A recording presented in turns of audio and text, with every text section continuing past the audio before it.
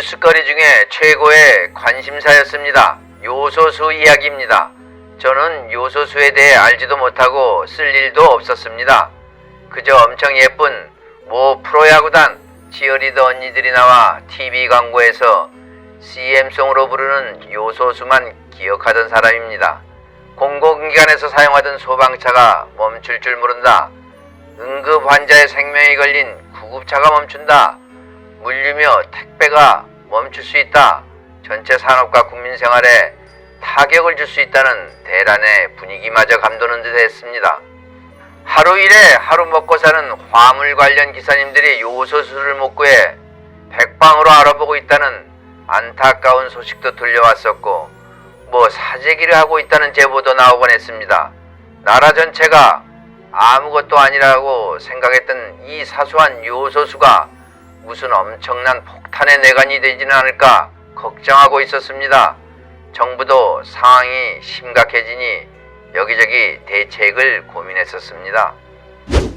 뉴스를 보니 별다른 고난도 기술도 아닌 요소 생산 라인을 우리나라에서는 10년 전에 없애버렸고, 석탄에서 뽑아낸 값싼 중국산 요소를 수입해 사용했던 모양입니다. 국내 생산보다 중국산이 싸니까 수입에 의존해왔을 겁니다.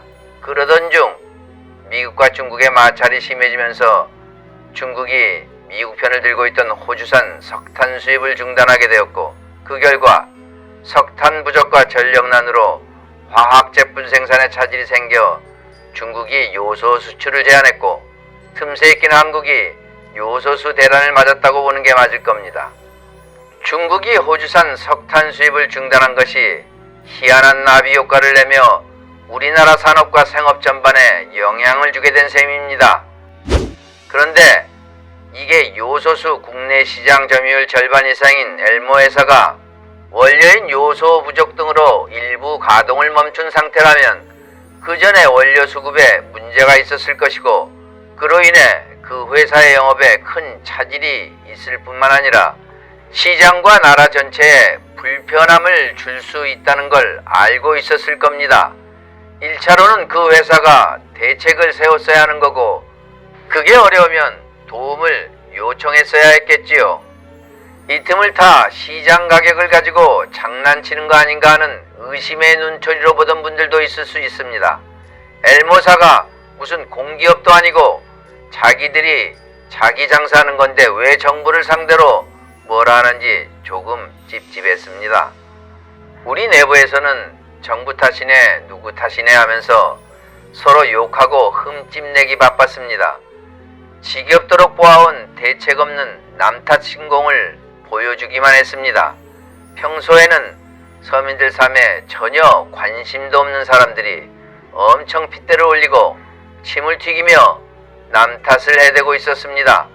정작 자기들은 아무런 대책도 관심도 없으면서 말입니다. 나는 이렇게 쉽게 구해오는데 넌 왜 못 구하니 하면 얼마나 좋습니까? 차면도 서고 멋있어 보이고 문제도 해결하고. 언제나 그렇듯 언론이며 정부며 정치권도 결론은 도덕책 읽기 반복입니다.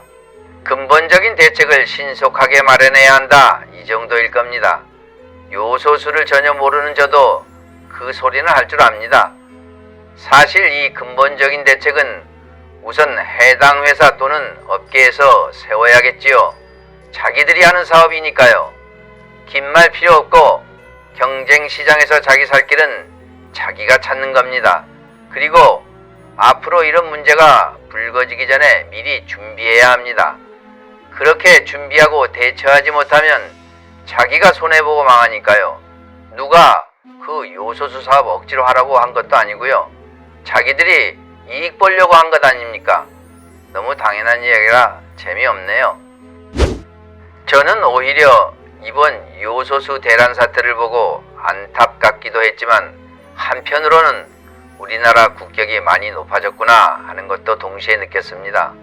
다른 나라에서 우리가 어려워하고 있다는 걸 알고 서로 한국에 요소를 보내주겠다는 겁니다. 무슨 폭리를 취하면서 한몫 잡아보겠다는 게 아니고, 한국이 저런 황당한 일로 어려움을 겪고 있으니 도와주겠다는 것이죠. 베트남, 호주, 심지어 중국에서도 무슨 대사가 이렇게 심각한 상황이 벌어질 줄 몰랐다며 미안한 듯한 멘트를 던졌습니다. 그리고 실제로 곧바로 물량이 풀렸고요.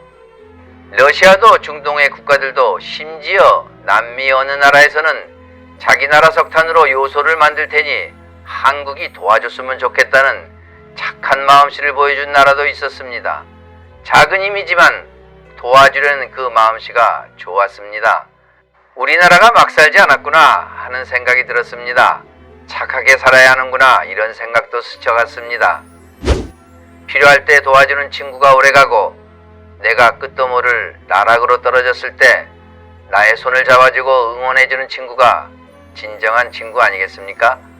우리가 요소수 문제로 서로 남 탓하느라 정신없을 때 다른 나라는 우리를 걱정하며 어떻게 도울지 마음을 쓰고 있었습니다. 예전에 우리도 힘든 시절이 있었습니다. 세계에서 제일 가난한 나라 중에 하나일 때도 있었습니다. 그것도 불과 70년 전의 일입니다. 그때 많은 국가로부터 우린 도움을 받았습니다.